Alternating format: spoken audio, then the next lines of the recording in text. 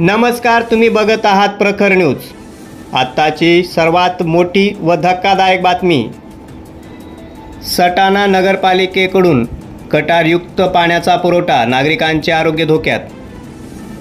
सटाणा शहरातील सुभाष रोड क्रमांक 2, 3 आणि 4 परिसरातील नागरिकांना गेल्या 2 महिन्यापासून गटारयुक्त, दूषित आणि दुर्गंधयुक्त पाण्याचा पुरवठा होत असल्यामुळे संतप्त नागरिकांनी नाराजी व्यक्त केली आहे।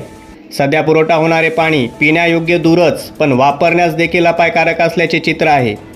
या परिसरात नळाद्वारे येणाऱ्या पाण्यात गटारेचे पाणी मिसळत असल्याने पाण्याला गंध, मळ आणि झरझरी आलेली असून त्यामुळे नागरिकांचे आरोग्य गंभीर संकटात सापडले।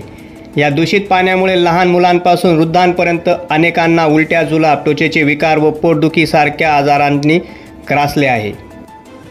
संबंधित समस्या नागरिकांनी वारंवार नगरपालिकेच्या आरोग्य व पाणी पुरवठा विभागाच्या निदर्शनास आणून दिली असतानाही अद्यापही ठोस कारवाई करण्यात आलेली नाही।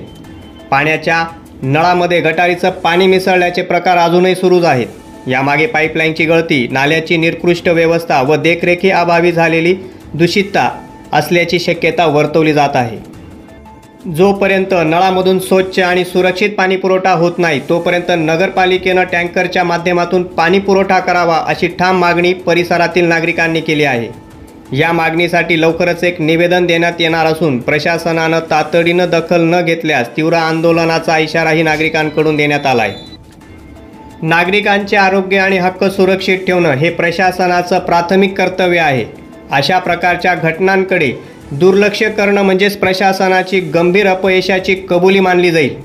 लवकरात लवकर पाणी पुरवठा सुरळीत करणे, गटारी व पाईपलाईनच्या दुरुस्तीसाठी उपाययोजना करणे आणि नागरिकांना सुरक्षित पाणी मिळेल यासाठी कायमस्वरूपी उपाय शोधणे गरजेचे आहे। प्रखर न्यूजसाठी भगवान पवार, पिंपळदर। आपल्या परिसरातील बातम्यांचे अपडेट जाणून घेण्यासाठी तुम्ही बघत राहा प्रखर न्यूज 24।